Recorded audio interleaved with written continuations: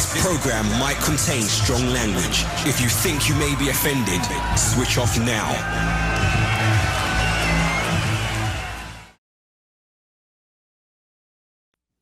Hello, everybody, and welcome to the debut episode of the Inside Mojo podcast. I'm your host, Rob, and with me is WatchMojo founder and CEO, Ashkan Karbasfrooshan. What's up, Ash? How's it going? Things are great. Honestly, fantastic beginning to 2025. No complaints. A bit cold, but after seeing what happened in LA, never going to complain about the cold ever again. So this is a good point. Hey, perspective, right? Yeah, no, things are good. How about yourself? I'm doing great. Excited to be here. Really excited about this podcast. And so before we kick things off, let's talk about why we're actually doing this. A few weeks ago, you had sent out an email explaining that you were producing a documentary about YouTube's 20-year anniversary and the whole journey of the platform, which coincides with WatchMojo's 20th anniversary. So that was very interesting. And then I approached you afterwards expressing interest in producing some podcast content for WatchMojo. And hence, Inside Mojo was kind of born. We decided to merge the two ideas of talking about WatchMojo's 20-year history and turning it into a podcast. So here we are. So how does it feel to be 2 decades deep into this journey with WatchMojo?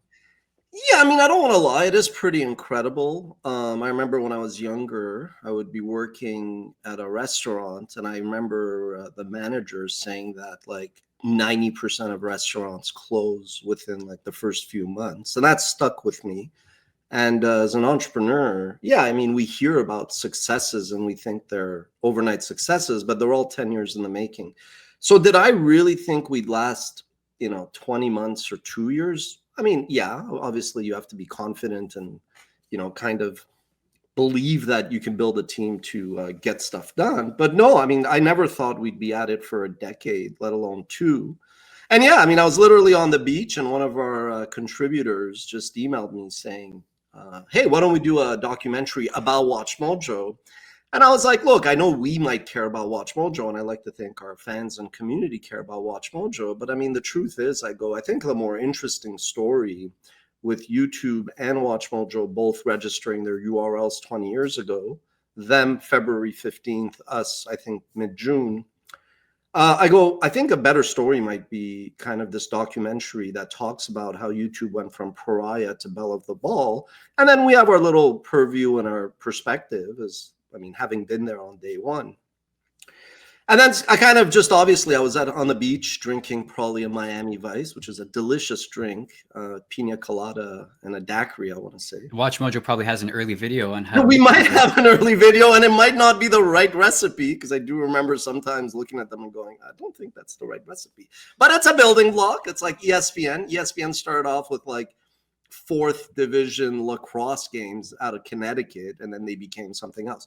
So all to say, obviously, when I get an idea, it does go pretty quickly. 20 years ago, I'd have an idea in the shower, and by 2 p.m., I'd force the team to do it. Just for the record, nobody forced you, right, Rob? You're doing this through your own volition. I have no idea why you invited me to do this. I'm the video game guy. I talk about UFOs and stuff like that. But anyways, here I am.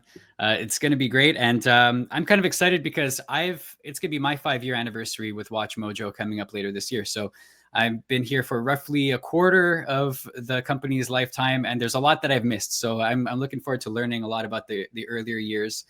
But take us back to the beginning, 2005. What gave you the idea for WatchMojo? What inspired the whole thing? I mean, the inspiration really, if you're talking about like the name, which some people ask me, the inspiration was that, Richard Branson had built Virgin, and it was like a diversified business with a record label, airline, obviously, a record store and many other things. And I always thought Mojo was kind of a cool sounding name.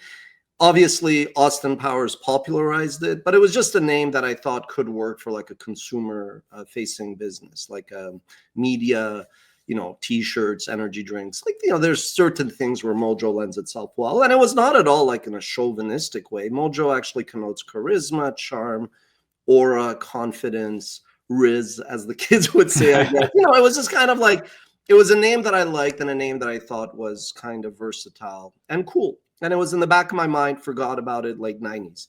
2005, I had just spent 5 years working at an online men's magazine. Thank you, Terry Teeth. So I'd spent 5 years working at an online men's magazine called Ask Men. I'd studied finance. I wanted to do investment banking. After 9/11, there's no way any Wall Street's going to hire a kid named Ashkan Karbasfrooshan from like Montreal. And I was a good student at Concordia's John Molson School of Business. But I wasn't like, I was even a valedictorian finalist, but I didn't have the grades or the contacts. So I kind of was realistic. And I was like, okay, investment banking seems like it's not going to happen. So I got kind of enamored with the world of startups. And I first joined a startup called Mama. From there, I learned about search engine. And I was like, I don't like tech. It's very zero sum. And I like storytelling. So I worked 5 years at Ask Men. And in addition to business development, sales partnerships, I was a prolific writer. I mean, I was writing 10 columns in a 14-day cycle. I wrote a couple books, my articles were featured on MSN, Yahoo. I mean, it was like I was a pretty well-read columnist. So I knew I liked content. And then long story short, in 2005, Ask Men got acquired by IGN, which got acquired by News Corp and Fox and Rupert Murdoch. And I was 27. I just gotten married, no kids. And so long story short, I was like, I'm not going to reinvent the wheel by building another website that publishes articles. And ironically, I had a non-competition agreement which prevented me from launching a men's online magazine. Right. So I kind of then said, okay, that's like starting from where I am, what I'm good at, what I'm interested in. And then I always tell entrepreneurs, I go, then park that for a second. Just pop your head out and look around and what's happening. So there were like 3-4 trends. One, audiences had already shifted online. They were all like, less people were reading magazines, less people were watching TV, not as much as today, but that started. Second, I did feel like people's attention span was shrinking. So like long form articles, long videos were just, they didn't really, like, as much as a storyteller, I love writing like last week, I wrote a 4,000 word article in 2 hours because I was passionate, full of research, well written, edited it. It's something I enjoy doing. But how many people are going to, and that was read by a couple thousand people on a Sunday morning. It was not bad, but how many people are really going to sit through that? So after short form, I was like, like storytelling is moving to video. And this was before the iPhone, but you could tell where the world was going.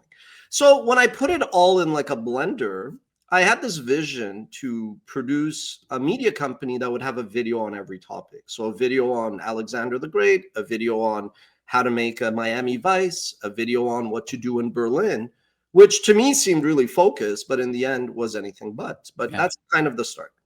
Before we develop on that, I just want to let our viewers know that we have a poll going up on YouTube asking, what is your preferred platform to watch YouTube videos on? So go check that out, and we'll revisit that poll towards the end of the show to see what you guys said. So that said, Ash, you wanted to produce a video on every topic, but can you talk to me a little bit more about why video? You mentioned that you were a prolific writer towards the beginning of your career, but the shift in video seems like a big one to make. So like what kind of inspired the confidence to kind of go into that direction? I mean, entrepreneurs are delusional. I mean, I think you have to start with that. You do see, like I even tell people now with, after 20 years, I'm a bit more direct and maybe a bit less diplomatic, but like entrepreneurs, we see things in people that they don't even see in themselves, right? We do see opportunities, and half the time it's a mirage, and, a quarter of the time it's you don't even execute. But so for me, it wasn't that weird. I clearly wanted to build something that was like category defining, that was still revolutionary or more evolutionary in the world of media and content and storytelling. And so between just like there already being a ton of successful, publishers, like, at the time Gawker had started and they had a bunch of, and I mean, the New York Times and whatever we say about New York Times and traditional legacy media, now everybody's calling everybody woke and legacy and irrelevant. But at the end of the day, I mean, those are institutions that weren't going to go anywhere. So some of it was ambition, some of it was disruption, and some of it was my non-compete, which I know next week on the episode, we'll talk a little bit more about the lawsuit that almost killed us by those bastards at Fox. I'm kidding. But no, I mean, the idea really was that I just was very ambitious. I was very driven. I mean, the first tagline or the first mission, like vision is the why, what doesn't change. So for us, it was inform and entertain. And I'd say my statement of purpose and ours is here to serve, you know. But then the mission is how you accomplish your vision. If this was a boring MBA class discussing management mumbo jumbo, but the first tagline was just watch. Like, entrepreneurs, we have this chip on our shoulder. We have something to prove. There's insecurities. There's a lot of complexes. You know, we're not normal people in that sense, you know. So there was this dynamic to prove myself.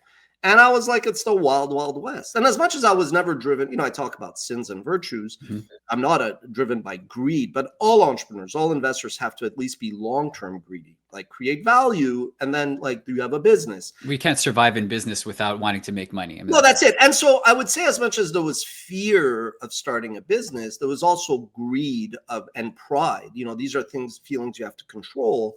But I did feel, not in my wildest dreams, that this company could be this successful. But there was no doubt in my mind that, like, like it's like when I used to play football, soccer. I was like, I'm gonna win. We're gonna Mhm. win. We're gonna. I don't know who scores. I don't care what the last score is, but I always stepped on a pitch thinking we're going to destroy, you know, and that's just the way I think entrepreneurs have to be programmed if they want to have a chance in hell at this racket. Which is not a guarantee. We got a few clips ready. So let's throw one up there. I'm not sure what order they're going up in, but let's see what we got. Yvonne, if you want to play the first one, maybe we can do a little commentary on what we're about to see. I forgot what. Oh God, yes. Oh, okay, so this is one of the early WatchMojo videos on, I believe this is how to hide your hips. Is that the one? I have to put some context into this. So this was probably published, actually not probably, this was published January 23rd, 2006. So the first video that went live was on the watchmojo.com. I mean, you can't miss with that big logo. I don't think we had mastered Photoshop by the looks of it to make that smaller, but let's digress. So this was one of our first hosts and producers, Rachel. And she wanted to do a video on fashion and style. So that was her idea. And the fact that this was geared towards a female audience, I loved it, because bear in mind, I was like, okay, I do have a non-competition and I wanted to respect the spirit of it. So we did kind of go out of our way to publish a lot of clips that prima facie, at face value, you're like, okay, well, these are obviously not targeting men. Right. Little plot twist, just a precursor to next week. 3 weeks later, they would go on to publish How to Tie and Tie.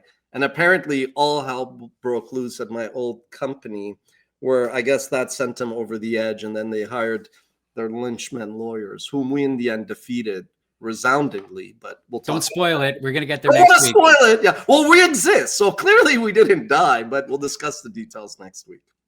Cool. Do we have another clip?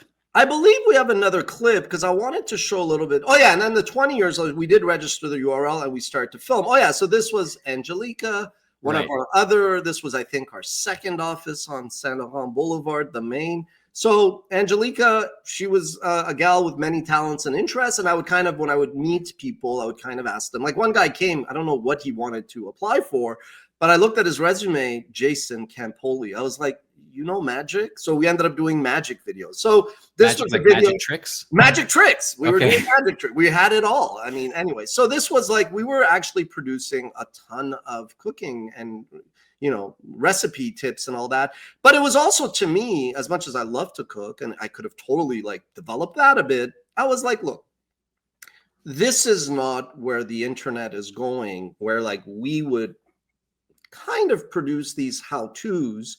I was like, there's going to be this like Italian, you know, nonna who makes meatballs and has done it for 100 years. We're not going to do a better meatball recipe than her. You know, there's a yaya somewhere that's making the greatest lamb and potatoes with the herbs from, you know, whatever, like Peloponnesian in Greece. I'm like, how do we think we're going to compete with her, right? So as we were doing these, whether it was the fashion tips or the cooking videos, there was a part of me that was like, okay, right now it's really early. There's traction, But I was like, I can't kid myself. We're not probably going to be this like dominant brand that audiences go crazy about, because the web, the web is going to, everybody with this bad boy is going to be super duper, their own media company, and they're going to be able to produce really authoritative, authentic content. As you see it now, it's all about authenticity. Yeah. And I knew that like that would be a losing strategy, but again, I had to keep the lights on, we had to keep the business going. And like you've heard Steve Jobs say it, perfect is the enemy of good.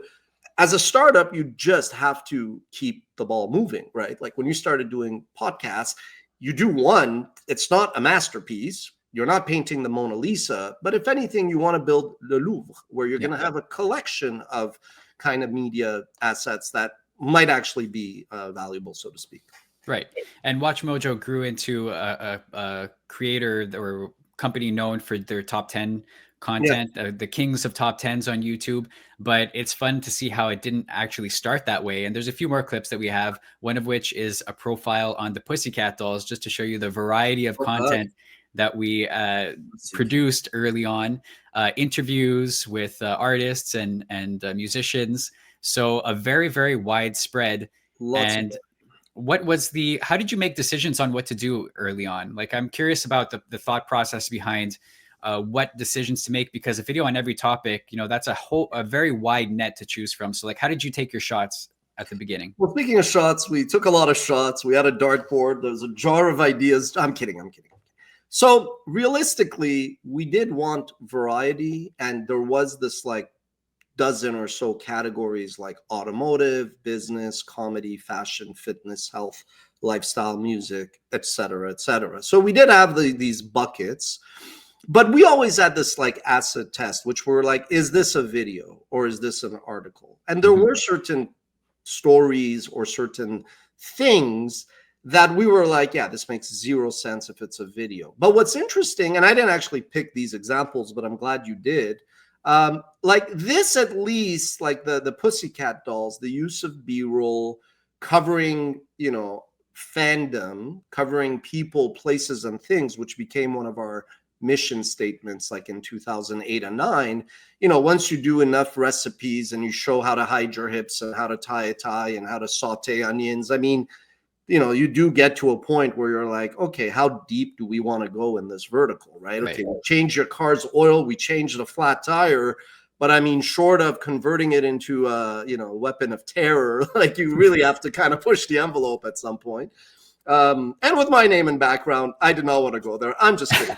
So I could say that, you can't. Anyway, I'm joking. You could say whatever you want. So the Pussycat Doll example, though, showed that we had started to cover like celebrities and, music and movies. And as you can see, like that's us interviewing these people. We interviewed Justin Bieber, Lady Gaga when they were up and coming. And that's when I would actually, being a finance grad and understanding the law a little bit, that's when I would actually reach out to rights holders and say, look, you sent us your electronic press kit. We're going to use this new music video. But let's say if we were doing a profile on Madonna, I was like, nobody cares about the new music. Could we feature like a Virgin, La Isla Bonita or whatever, causing a commotion? Like we want to show the vintage stuff. And I was like, could we sign like a master license agreement where we agreed to only use? And they were like, look, off the record, that's editorial. It's fair use, fair dealing. Like, maybe my colleague in another department's not going to love it. But they were like, you don't need a license, which was shocking because people assumed that all these rights holders like hated us. And some of them maybe didn't love that we start to use more and more, B-roll from them. But by and large, they loved it and we were working with them. But we'll discuss this, I think, when we talk about Content ID in episode 6. Yes, much more to say about that. But the point was, this is where I started to really lean into even my areas. I mean, I loved history, but I loved the history of sports, the history of business, the history of entertainment. So I was like chomping at the bit. I wanted to it started off with a biography and a profile of every famous artist. Like I literally said, what is Rolling Stone's 500 greatest artists of all time? And I told my team, I'm like, let's just do them all. Let's start with Led Zepp, Beatles, White Snake, Tupac, all of them, Biggie, Wu-Tang, Oakenfold. I love music. But as much as I like music, I mean, we all grew up watching TV shows and movies, and I could see, especially after Disney bought Marvel, Pixar, and LucasArts, you could see, to quote Wayne Gretzky, where the puck is headed. And at that point, we really just eventually leaned in more and more in this universe. And we could see top tens were popular. As I say, Letterman, Wayne's World, and Moses, the 10 Commandments. This was always something that I knew would be popular. But the storyteller in me maybe was like, well, I don't want to just be seen as the top 10 guy. I want to write essays. I want to write produce documentaries. And as an entrepreneur, as Mark Cuban once said, you have to trade your cash for your crown when you decide to sell or not. But you also sometimes have to come with an equilibrium. Like, I don't believe in selling out, but like, I could have been the greatest documentary maker for an audience of 4. My mother, my wife, and my daughters, let's say. I made that decision to say, man, if the people want top 10 lists, just give them fucking top 10 lists there, So that was also like a bit of soul searching. And in the end, it worked. But that's a trade-off that entrepreneurs have to get to eventually. Yep. And we'll elaborate on that a lot more in future episodes. We have one more clip that I want to show you. This is perhaps my favorite one. This is the difference between a chairman of the board and the CEO. As presented by yourself, Ash. Oh God! And this was at Multi. Oh no, this was. Oh, look at that hair. That's if I show this to my kids, they're gonna be like, "Who is that?" This is perhaps something that has not changed because you're still offering your pearls of wisdom on a regular basis. So, pearls of wisdom. I mean, but this is a great example of me having hired basically these kids out of school, and me having to keep them busy. So when they were not running around town, filming, fashion shows or interviewing cooks and then blending it into some kind of package that could be of appeal to global audiences, I was like, great. So let's start. And this actually is interesting because this was something that even I was like, this is an article. I'm like a talking head sitting there and explaining what a chairman does versus what a CEO does. I was like, yeah, that's probably not a video. But early on, we were trying to find, topics that audiences would give a damn about. And I guess somebody lost a bet and we had to do that. All right. So let's talk about why YouTube, because a lot of these videos started off living on the WatchMojo.com website, but YouTube became a player very quickly after you guys started. So talk to me about how you discovered that and what made you make the decision to jump to YouTube and make that the primary place for WatchMojo videos. Sure.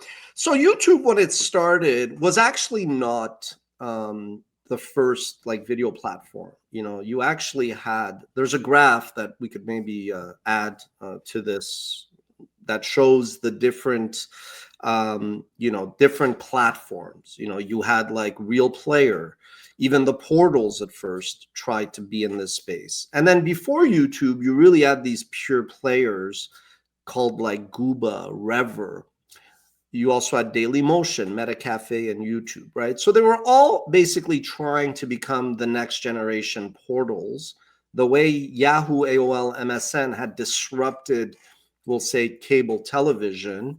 These portals were still kind of trading in traffic and weather and stock prices and a lot of articles. So then you had these like video platforms that were really, really just focused on the technology needed to host, stream, deliver broadband files, which were still massive, and create a good user experience. So a lot of the early belligerents, like YouTube clones, we're really working on, features, user interface, user experience, which made sense. But YouTube came along, and the reason why YouTube succeeded was really because, they kind of adopted a much more loose approach around copyright.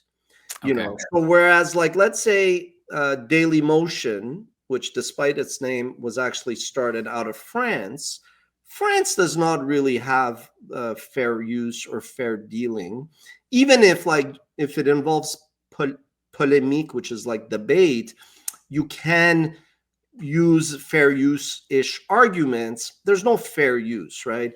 And then like things like the Telecommunications Act of the late 90s and the Digital Millennium Copyright Act, these constructs were really American in nature. But even American competitors like Rever and Gooba and YouTube could then choose how aggressive they wanted to be. But that's important, right? There's other things like embeddable videos, which YouTube pioneered, which was amazing. You could watch a video, press copy the code, paste it on an article page. That was really like, that's what made it go viral.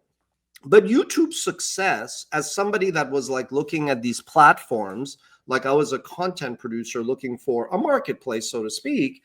Oh yeah, there we go. This is what I want. So YouTube was actually in the third wave of these players. But I could see that YouTube being so laissez-faire and being backed by Sequoia, which was like a legendary venture capital firm, having invested in Apple and many other companies, I just knew that these guys were going to be a lot more aggressive with copyright and let a lot more clips from TV kind of survive. Even if, let's say, SNL would email or go to the copyright page and say, hey, you published Lazy Sunday, or you let a user upload Lazy Sunday, which was one of their first kind of viral hits in the kind of post-YouTube era.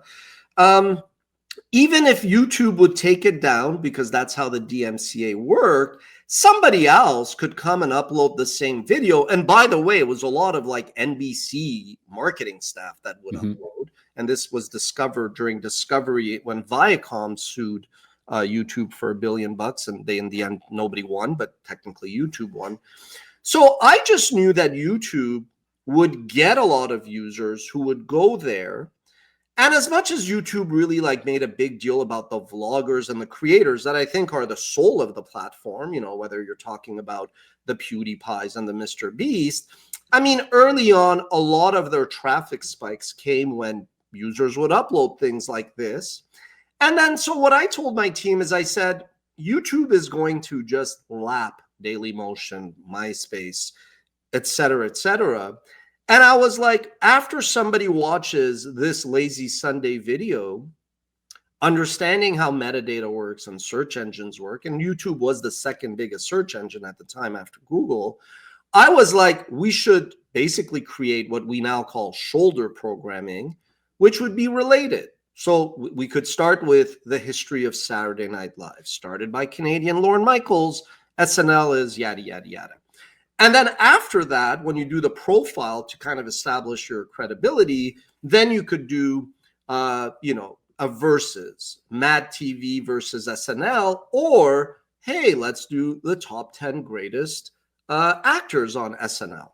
And I remember once I was having lunch with somebody from Broadway Video, which is Lorne Michaels' company. And they were just like, we're really interested. The guy was like, we really have even thought of investing in you guys because you got a cool brand and, it's not exactly what we do.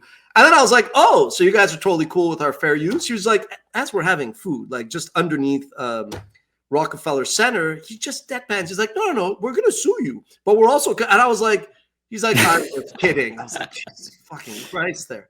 Anyway, interesting conversation. They did not sue, and he was just kidding, obviously. But and so that's why I was like, YouTube is where we should kind of focus. Now, the other dynamic is where every other dumbass company, media company messed up, and every other greedy, nearsighted venture capitalist messed up. But we're not going to talk about that. I'm kidding. The reason why they all messed up is because people are just stupid in life. They want something, they desire it, but they don't understand that that may not be the way the cookie crumbles. Like, I want world peace. I want to end famine. It's not just wishing it, right? So a lot of media companies were like, well, why would we go put our content on YouTube? Why would we embrace and like validate YouTube? I'm like, you idiot. Do you think kids growing up who have never heard of VH1, who have never really heard of MTV, who are building this rapport with the PewDiePies and the Logan Pauls and whoever, the gazillions of creators that are now producing content and engaging, do you think they care if your videos are on YouTube or not? You're just making yourself irrelevant, obsolete. So we kind of took advantage of that ethically. I was like, hey, man, VH1, I used to watch their lists. They're idiots for not embracing YouTube. And I get the business argument. Like, well, we want to own the user. We want to not share revenue. Yeah, you know what? You can want many, many things. But so we kind of just said, the world is going in this direction. It's not perfect, but let's be realistic. Let's be pragmatic. So we basically embraced YouTube. And then even though there were people on my team who were like, well, what about the website? I was like, the website, nobody goes to websites for videos. I go, the website will just be a catalog that if ever, God forbid, like YouTube disappears, we're not screwed. We have a backup. But I was like, the world is not going in that direction. And frankly, to quote Mike Milken, legendary investor, philanthropist, and cancer survivor, the best investors are social scientists. Like, if you want to succeed in life and in business, you really need to understand humanities. You need to understand history. You need to understand psychology, sociology, anthropology. Hey, take one. So anyway, all to say that, like, no, I would have rathered if people came to WatchMojo and we were producing 8-hour documentaries. So credit to Young Deuces. Young Deuces, who is one of our contributors, he's the gentleman that emailed me on my vacation. How dare you? No, I'm kidding. I love getting emails at all times of the day. He's the one that was like, we should do a documentary on YouTube, on WatchMojo. And I was like, okay, thank you. Flattery is nice. I'm not Donald Trump. I was like, let's do something on YouTube. But yeah, no, so it was technically, he kind of triggered my memory that before COVID, we had started to produce a documentary and the pandemic changed our Right. And I was going to mention before that we're in a kind of a unique position to be able to do like a retrospective on the history of YouTube through the lens of WatchMojo, which has been around for virtually the same amount of time. So it's kind of a unique, there probably aren't a lot of businesses that could do that. No, I mean, I've also always said that, like, in business, you want to be maybe 1 or 2 steps ahead of like curves. You don't want to be 5 steps. So we actually, won't lie, in 2006, when Kevin, one of our colleagues who's been with us, one of the co-founders since day one, when we kind of were looking at YouTube, we did make a tactical, we made a lot of tactical mistakes. One was we started off with like a fake account. I mean, it was obvious it was my account because it was Froosh, let's say. Like, it wasn't like we were trying to hide it, but we just didn't want it to be obvious. Yeah. And because YouTube was a place where things went viral. It wasn't like today where you build your catalog and all that, right? Yeah. So that was not ideal. It would have been better just to start. So we started in 2006 with Froosh, but it was in 2007. If like somebody goes and looks at our channel, I mean, that's why we officially launched the WatchMojo branded channel later. But yeah, no, we were there from the beginning, and it's crazy. I used to email YouTube, and Steve Chen, one of the co-founders, along with Chad Hurley and Jawed Karim, but Steve Chen would reply, and it was like, I mean, he probably owns an island somewhere, living with his 8 girlfriends, I'm sure. But my point is, yeah, we've had a good kind of lens. And I mean, we really did a lot behind the scenes regarding copyright, best practices. I mean, again, like, I had hair like Fabio. Well, that's not true, because you see that video and that hair did not look like Fabio. But I mean, a little closer. Yeah, but building a business on these platforms is intense. But all to say that, with YouTube, I would just say that it's a good thing that we didn't have our huge success until 2012, 13, 14, 15. Because if we would have had success like a lot of the other, like when we're still producing a bit of everything, like that doesn't work on YouTube, which is really very niche. It's like super serve your audience. It's not like NBC where you could have SNL, news, documentary, right? Sitcoms, movies. People subscribe to YouTube channels. They want something very specific. Like, I want vegan breakfast, right? So long story short, it's actually good that before YouTube became like a viable business, we weren't that successful, because those that built a lot of reach early on, but really had no money coming in, they experienced burnout.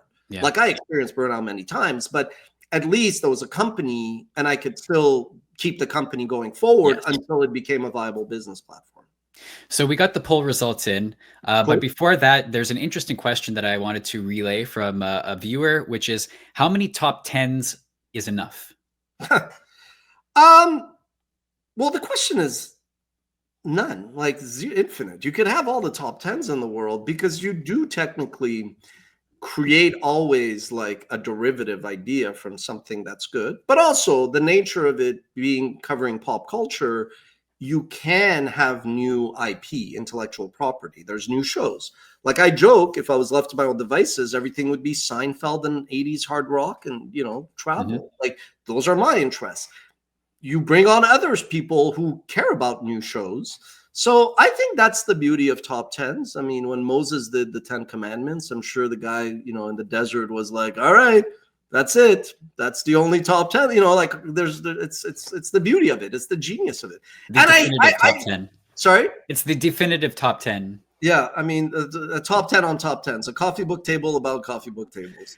But you bring up a good point about new IPs coming out, because that's been a huge part of what WatchMojo's success has stemmed from, is the pop culture phenomena that have arisen over the years and being able to capitalize on that. So as long as people still enjoy consuming media and different IPs are coming and growing in popularity and stuff like that, we'll always have opportunities to dig into that and create content around that. I mean, I think some of our craziness is just liking to rank things. Like we ranked sandwiches. I don't know if we published it, but when I was cooking once, I sent an email. I'm like, we should do top 10 potato dishes. I don't know. I think we did that recently. We did that. Okay, good. I was waiting for it. Refresh. But like an area where I get into disagreements with the team, and given my style, I defer. I'm not here to be a dictator about these things, even if I'm right. No, I'm kidding about that. No.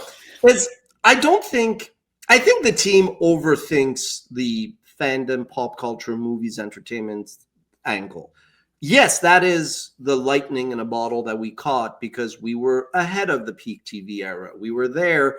Our second documentary was called How Geek Culture Overtook Pop Culture. So again, like these are all things I believe, but I see how they are very rigid and they don't change. When I come and go, hey, we should do a top 10 on whatever, some random idea that's not, I go, there are people that come to us just because they want to see the rank and the entries and our research and the occasional mistake and mispronunciation that people think we do on purpose as some kind of evil plot to get conversation going, which is crazy, conspiracy theory. I assure you, we don't like making mistakes. But so I go, so long as you give audiences that element of surprise where they come to your channel or they stumble upon something and you like delight them with new stories, which happen to be a top 10, you stay relevant in media. The thing that maybe I should be a bit more, and this year, my theme, what got us here won't get us there.